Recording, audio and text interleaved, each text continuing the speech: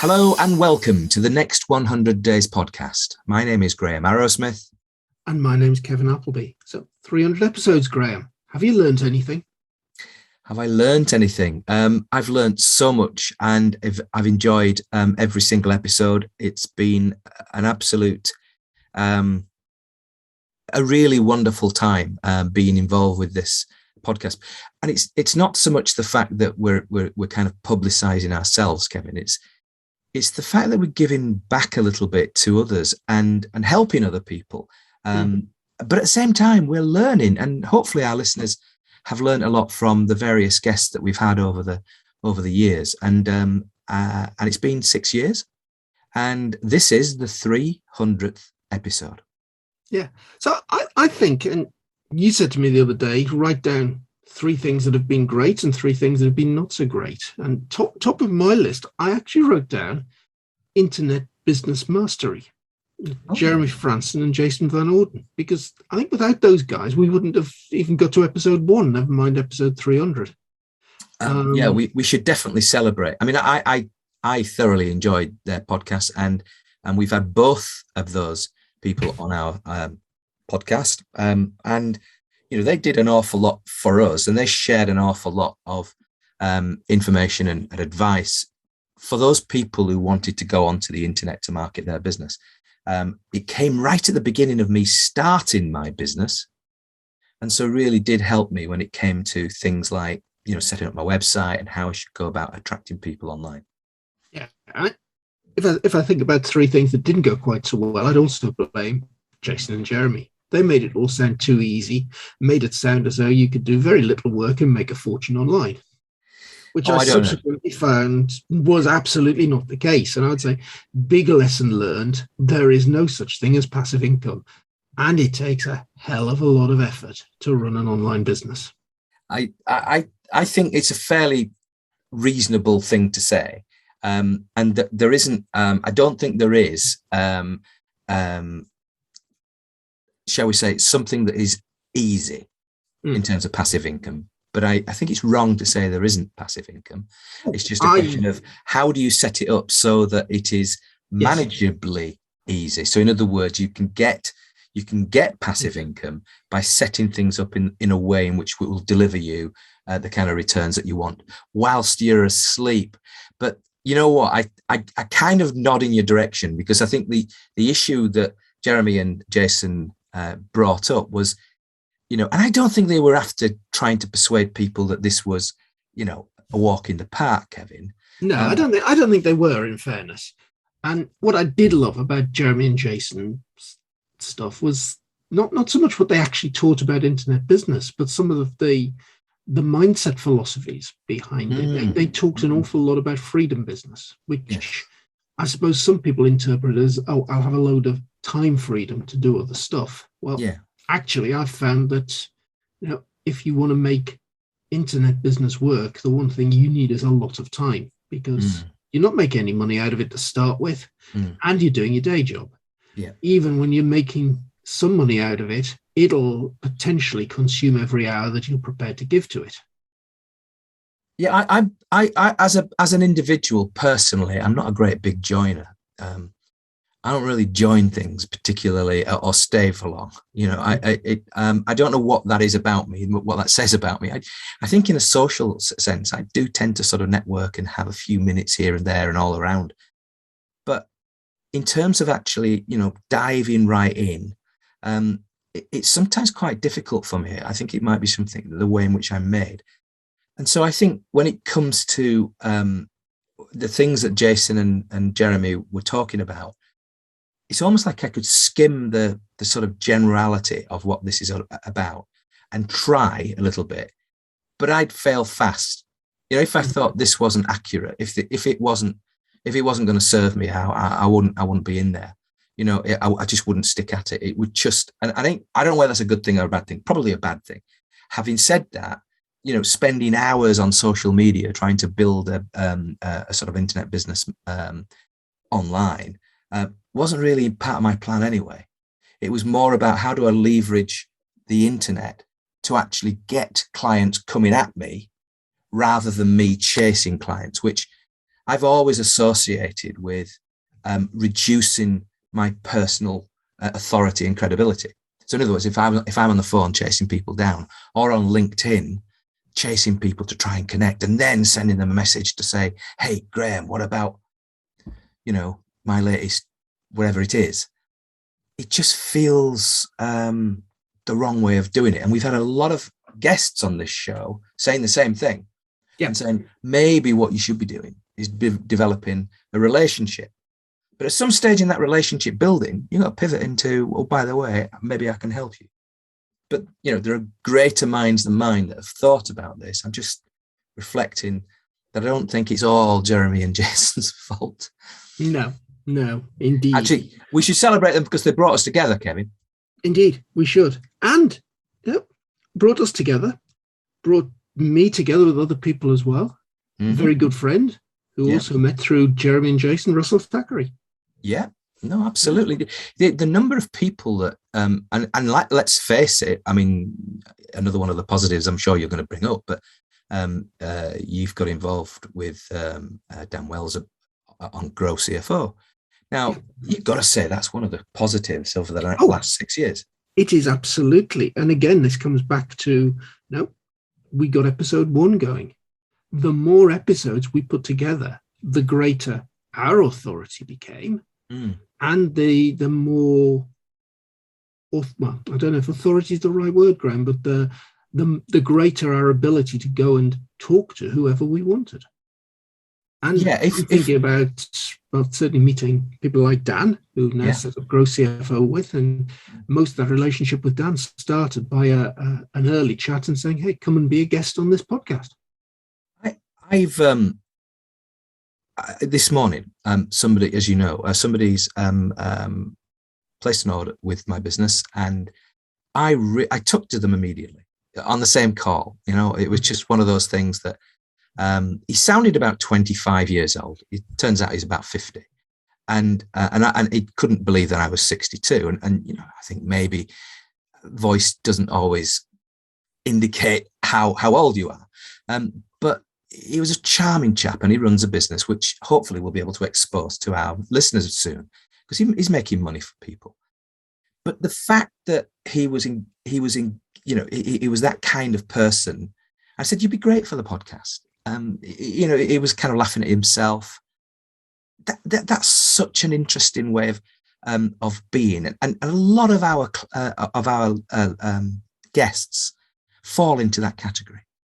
They're serious people when it comes to business, etc., but they're not overly corporate in the sense that, they daren't say something that's going to get them in court. I mean, nobody's going to get into court, but at the end of the day, the benefit that we've brought to people, and if you like, one of the strengths of this podcast is that we haven't taken ourselves overly seriously, but we wanted every single episode, we wanted to try and get something that's helpful to others. And our guests, time after time after time, they've proved really, really good. And there's just so many examples over the last 300 episodes. Absolutely, there is. And one of the things, though, Graham, I think we've been fairly generalist in the sorts of things we've gone after. Yeah. In a way, that's been both a success and a failure of what we've done. Mm-hmm. A success because I think over 300 episodes, we've covered so much stuff and learned so much. Yeah.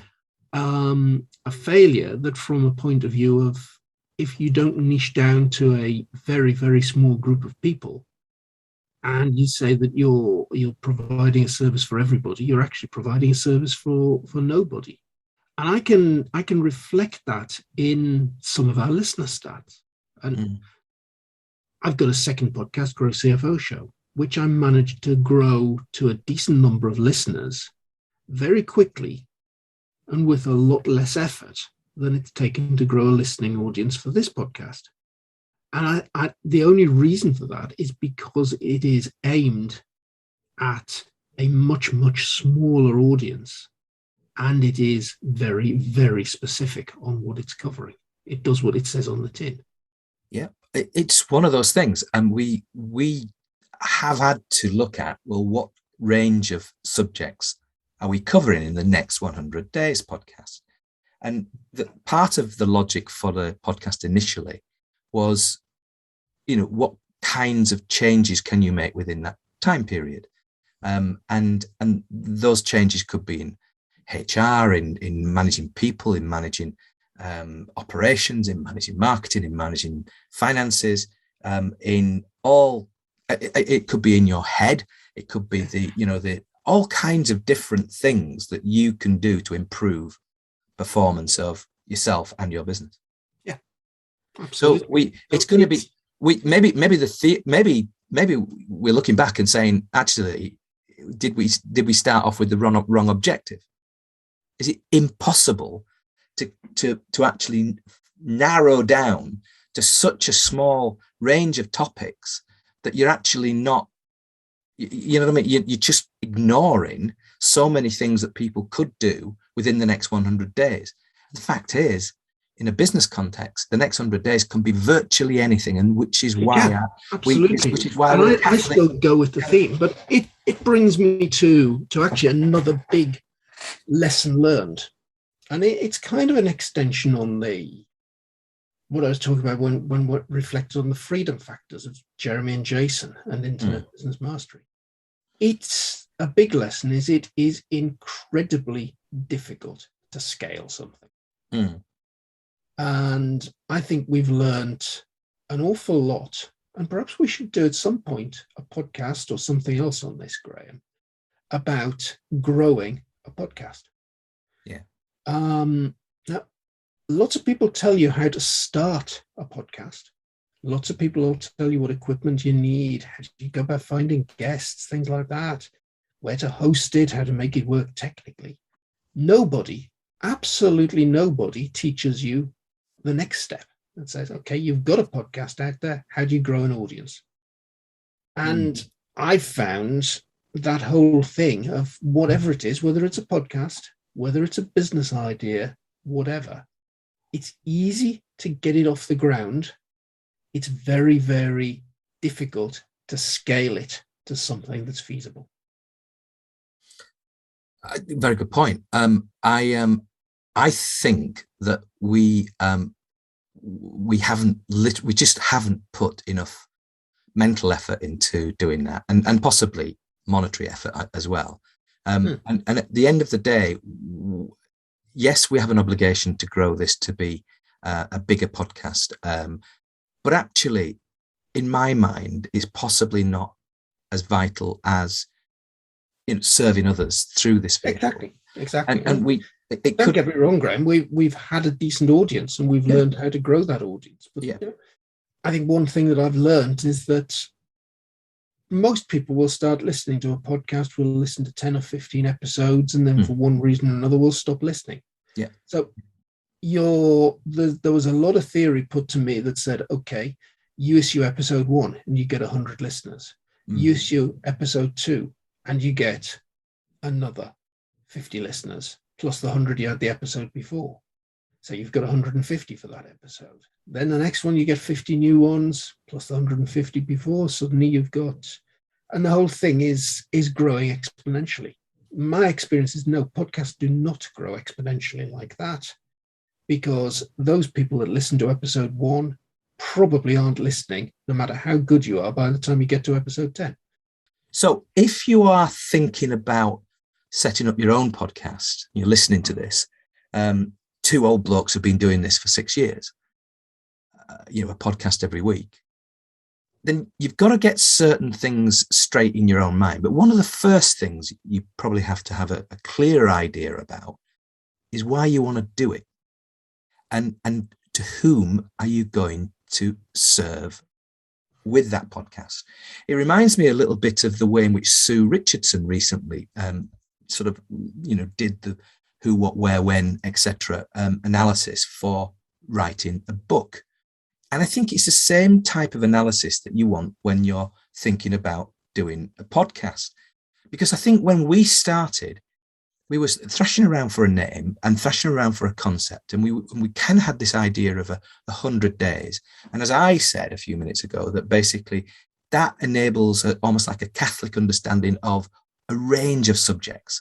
You're not master of any particular one.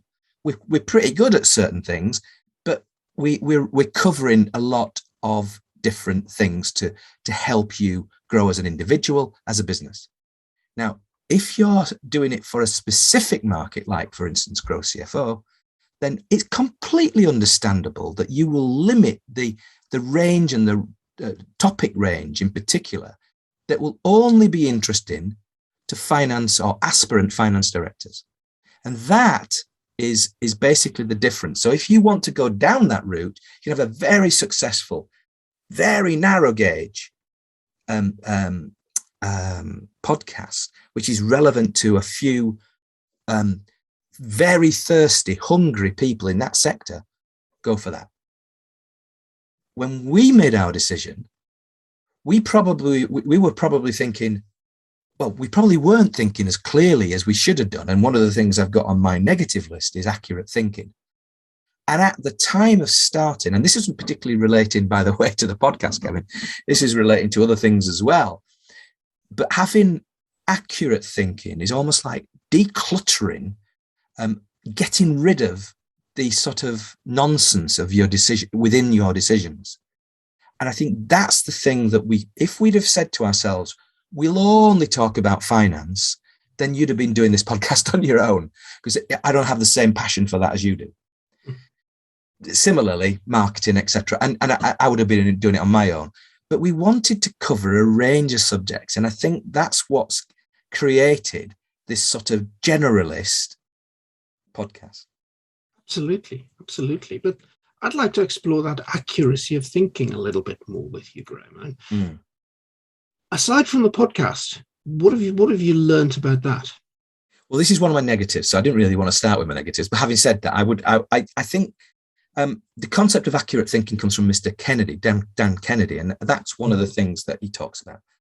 And one of the things that I think I've learned over the 6 years of my business has been going for a bit more than 7 years, the podcast for 6. So pretty much the podcast has tracked with my business. And delegation is one of those things that I think I've probably always struggled with in some way, because basically there's so many things to do. And you and I both have had to deal with something related to this podcast, which was ultimately a delegation issue.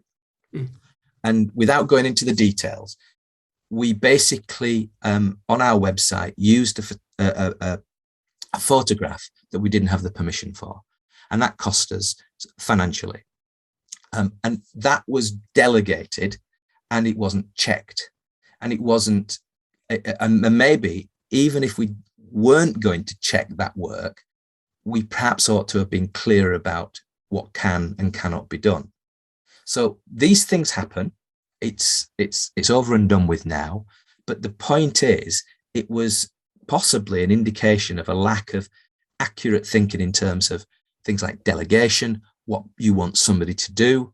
And that's to do with things like staffing and potentially overestimating staff impact on your business, either for a positive reason or for a negative reason.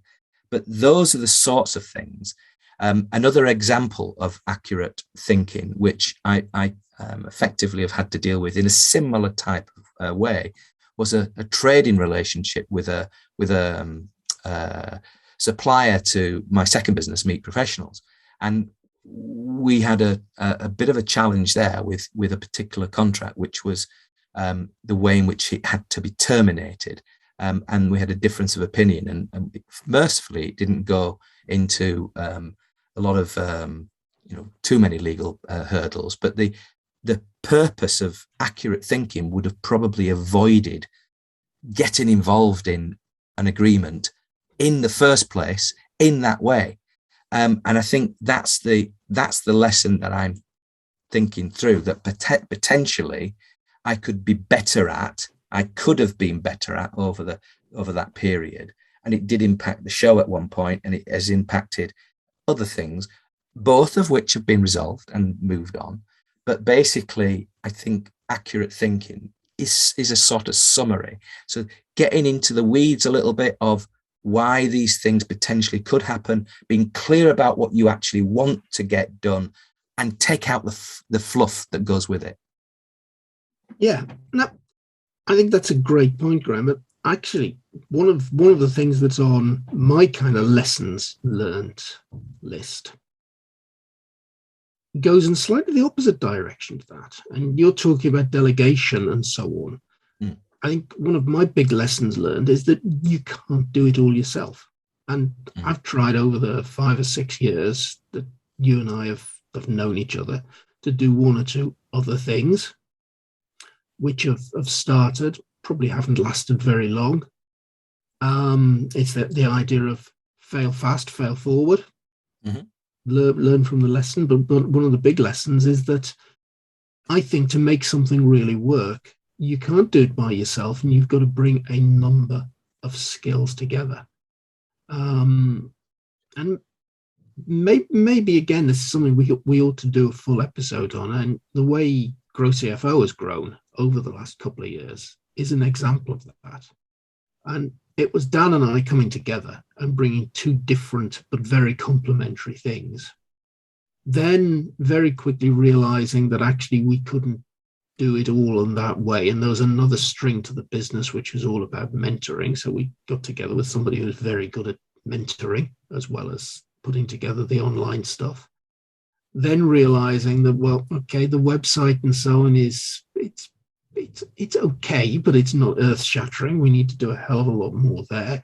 Kevin, you've got more value you can add to the website than fiddling about with things like Divi and so on. So we got Alicia on board and really transformed the online presence. And I think it's only when you bring all of those elements together and you actually form a small team that you can get somewhere. Yeah, I generally hold with that. I've had good and bad experiences with staff, and so basically, and that can be that you can read that for individuals as well. So you have both good as well as bad experiences, and I think there's a lot more that a team can do than an individual. And I agree with you. And I think you mentioned Divi, and I think Divi is an absolutely brilliant theme for WordPress.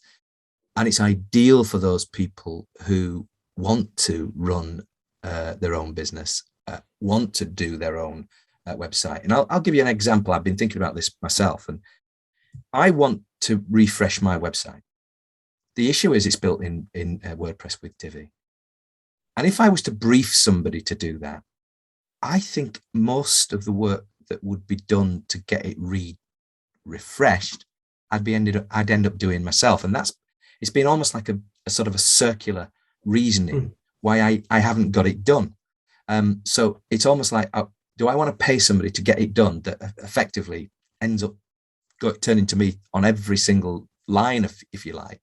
Otherwise, I'm just prettifying what it is. What I should do is actually go out there and actually get people to talk me through what can be done as an alternative. And I've yet to do that. There's a fair bit on my website, and it does serve my business, and it does provide me with an income. But the issue is, can I get it to be more of can it look better? Can it actually serve people better? Can it actually help them make their decision quicker and better? So they give me a call, so they get in touch with me. So how many people are getting to my website and saying, not sure this is the kind of guy, I'm not sure I want to do anything with these people. And there's a difference there, Graham, between your business and what we're doing at Grow CFO. Your business in Finely Fettled, you're purely using the website as a lead generation tool.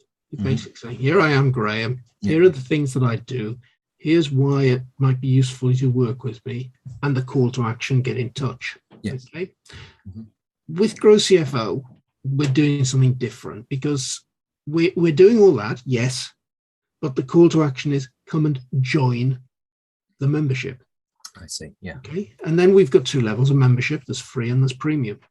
And nearly everything we do with people then is you've joined for free. You're still interacting with us online. You've joined for free. Well, that gives you the ability to access various online things that we do over Zoom. It gives you the ability to come in and join the community, take part in the forums, and so on. Again, all online. And then when you go to premium, you get into the learning center. So you get into about 80 or 90 hours worth of continuing professional development material, which again is all delivered online with a few live sessions thrown in. So, getting that web model right for us was something in a way far more critical, because 90% of the business happens online, rather than it being the route into starting the business relationship. There are differences between it, and actually, I'm not completely dissatisfied with the work that I've you've done on the website, but I know I can do better. Yeah. And I intend to do something about that. I just need to write it down as part of my plan, and it'll happen. So if I move to I suppose to clarify that's one of my second negatives, and we only do the negatives at the moment, is could do more. And that actually means that it accepts your notion of being able to do more with more people. But the website needs refreshing, is it could do more. And I think I need to stand apart from the crowd anyway. And up to a point, I do, actually, for the limited range of keywords where I serve the market, where people can find me. I do rather well compared to anyone else. So tend to be at the top of the search index. Now that gets a conversation, then it's down to me to persuade people in that call, generally speaking, that I'm right for them. I tend not to, I could do more. One of the big marketing challenges I have is following up. I could do more potentially by having other systems that would follow up, not necessarily people potentially, but other systems. But I don't tend to chase people. I just don't. I find that answers the question about authority and credibility and so forth, and not feeling desperate, which I'm not desperate. So effectively, when people come to me, it's generally senior level person. We have a conversation. Are we right for each other? Yes, we are. Then this is the range of things that we can do.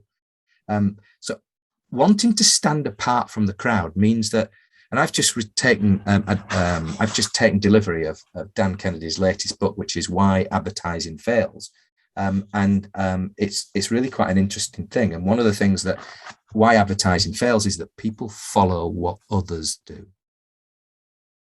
And often that's a recipe for financial monetary disaster, because frankly, all you'll do is at best, you're just going to sort of nudge up to what the kind of market's doing. If you look at, because if you're just doing what everybody else is doing, then you're just going to get the results that everybody else is getting. What Kennedy has espoused over years is basically you have to stand out from the crowd, where the crowd congregate that your competitors don't, or with advertising that actually is different from the advertising that your competitors are doing.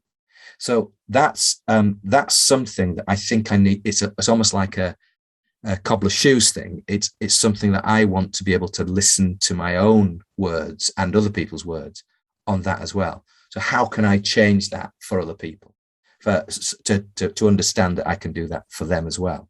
And I think I've got the answer to that is almost like it's a sort of well, how can you do more? I have to be able to set prioritized goals, and I think that's something that could be better. You know, I'm a C+ on that. I could do a lot better on that. Yeah, that's an interesting topic, advertising, Graham. And I'm minded of a gentleman that I came to know over this period very well. I was his business coach for quite a while. He's been a guest on the podcast quite recently, Justin Noble.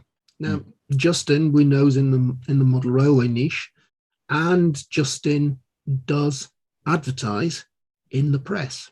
Now, a typical magazine, say the Railway Modeler, will have pages upon pages upon pages of adverts in the back of it that are all sorts of small traders advertising their wares. Yeah. Now, stand out. What did Justin do one month? He deliberately got his advert printed upside down. Yeah. Loads and loads of people, of course, emailed Justin. Hey, do you know Railway Muddler have made a mistake and printed your advert upside down, Justin? Yeah, I know. It's amazing, isn't it? It wasn't a mistake at all. It was deliberate. No, of but course it got not. Noticed. Many magazines, etc., will just not allow you to do that, and they don't see. Or, for instance, if I've had this conversation on behalf of clients where print magazines, and you understand why their circulations are going down because they're just not thinking straight in that way. They will not. If you wanted to do black and white, they will not allow you to do black and white, particularly as everybody else is in colour. And it's a bit like, well, for goodness sake, and they've got certain rules that they think they need to follow.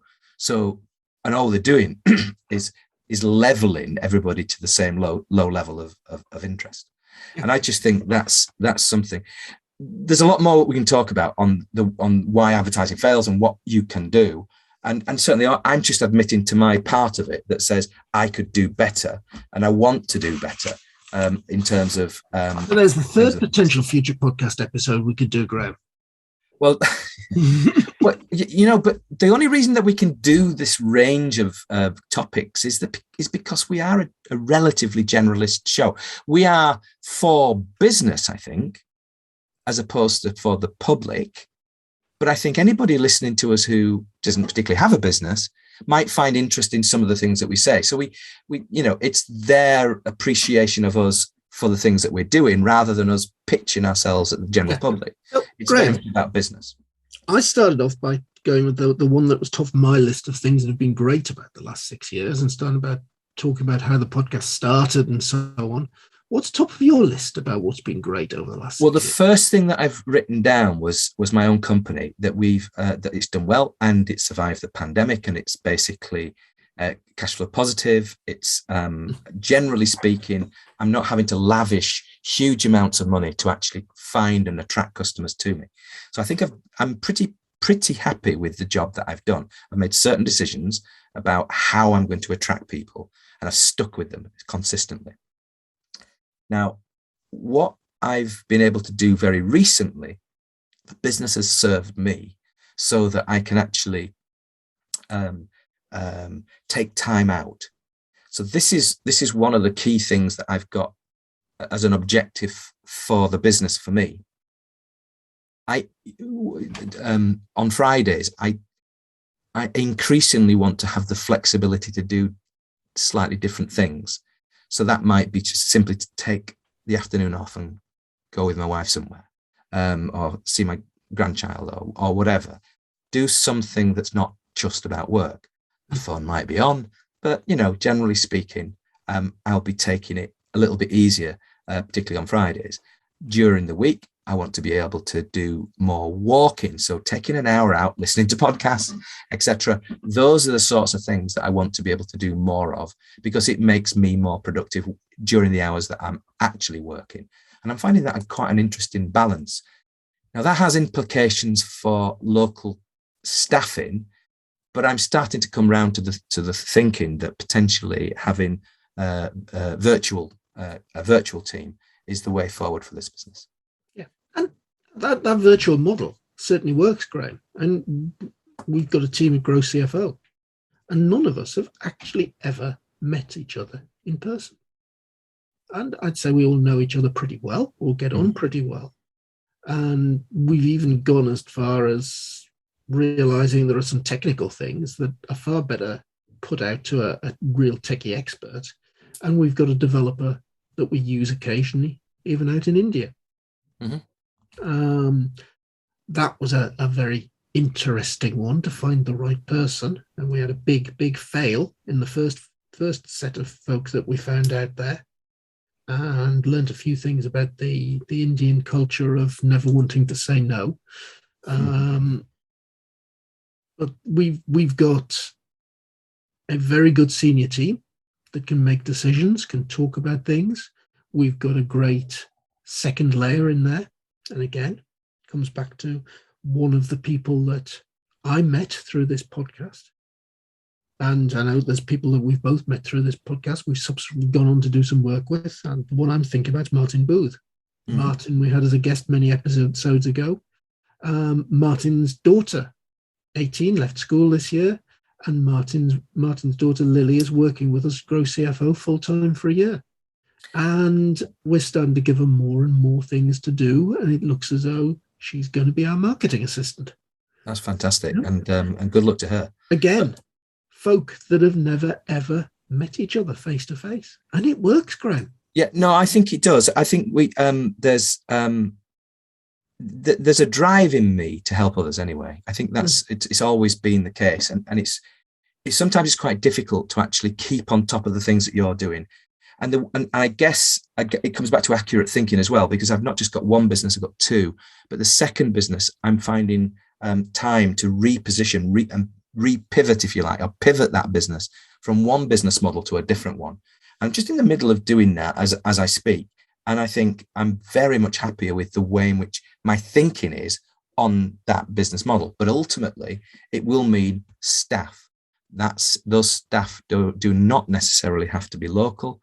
There's part of me that says I would like that, because actually I remember years and years ago when my mum was still alive, and she died very young, actually, in her late 50s. And basically I told her that one of the things that I want to be able to do is to create a business here in the Aire Valley that, you know, is going to be a big business that I'm going to help others. Now, you know, I've worked in the Aire Valley for a couple of businesses, etc. And I genuinely would like to be able to create opportunity for others. And that's always driven me in terms of trying to find other people you can work with. But it's not always easy, that. And choosing, picking the right people is really, really important. So I think that's something that I know I could learn from and learn from others from. But I don't know yet. I think this pandemic has sort of falsely, in my view, led us to believe that we can do everything at distance. And I think there is a benefit. I don't know quite how it's going to work, and maybe it's a part-time thing, I don't know. But there is a benefit to working together in the same situation, whether it's in an office or whatever. But I think that's one of those things that I'm not 100% sure about right now. So I think my first positive is that, goodness, we've survived, we've grown, we've got a business, and Finally Fettled is doing all kinds of things, but it's fairly consistent, and it keeps me off the street. So I suppose that's a reasonably good thing to happen.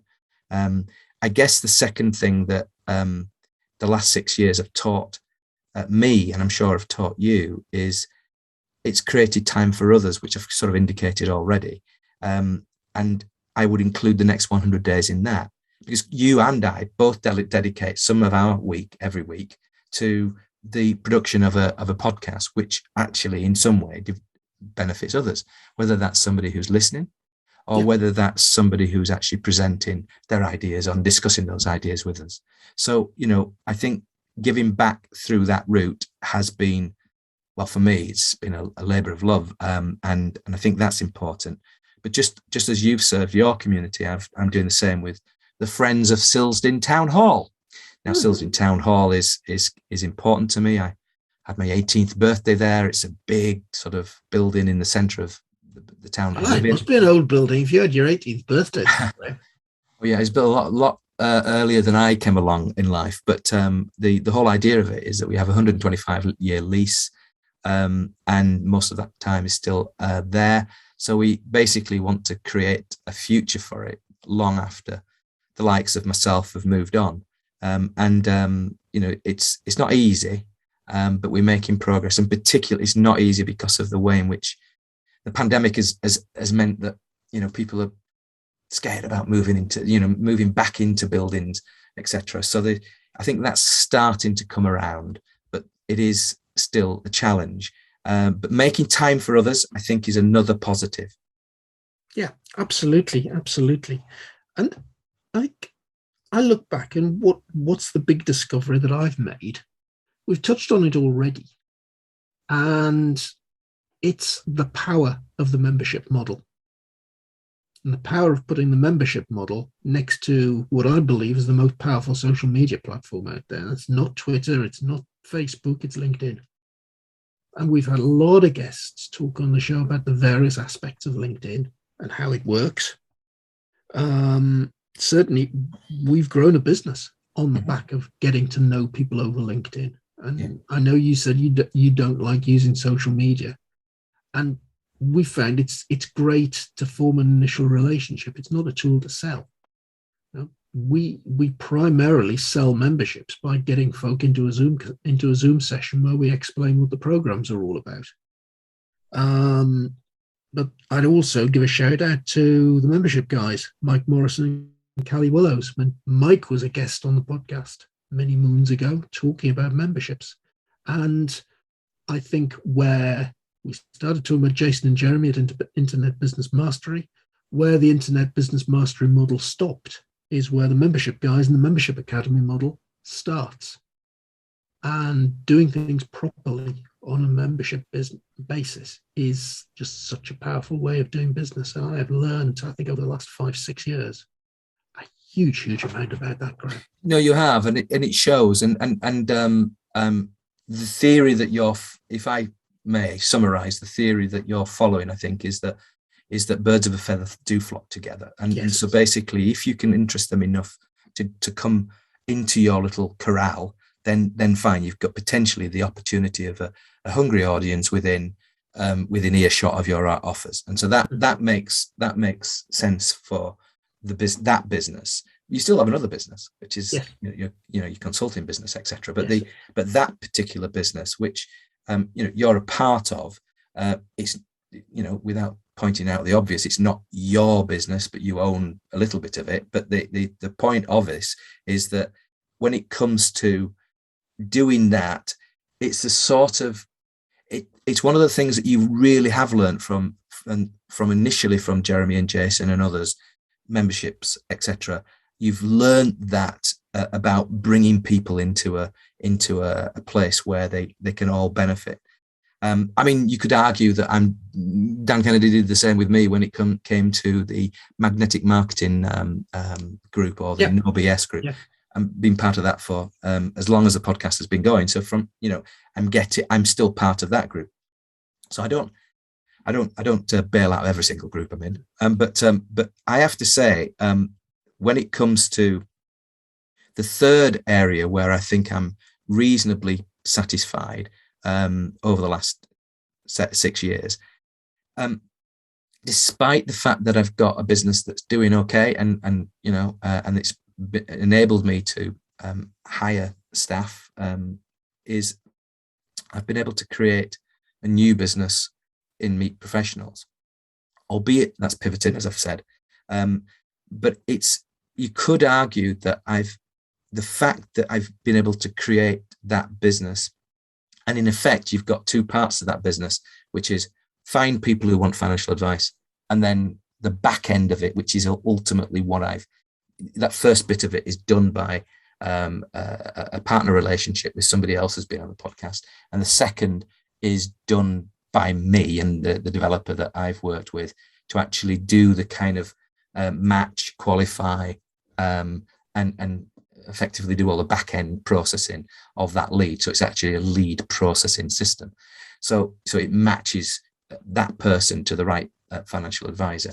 And then it has systems within it to actually make the financial advisor stand proud in the eyes of the person looking for advice. So in other words, it helps with their authority, with their credibility, and increases the likelihood of them converting that lead. So that process, I'm really pleased that we've come up with, but I've made some errors in that.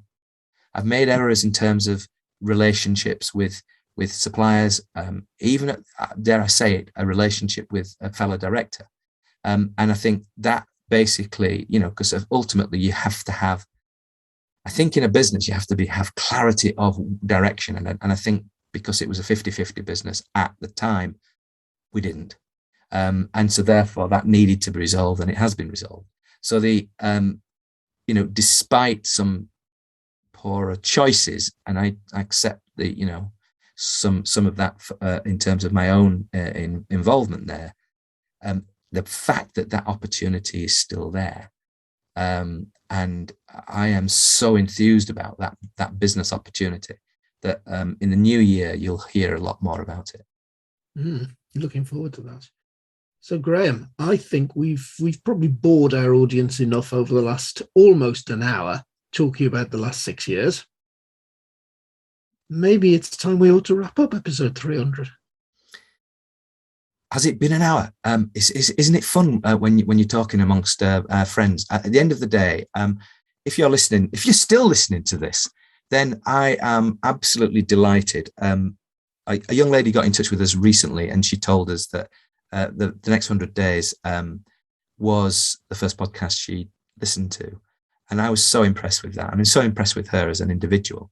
And in any way that we can help her and other people to grow, then so much the better.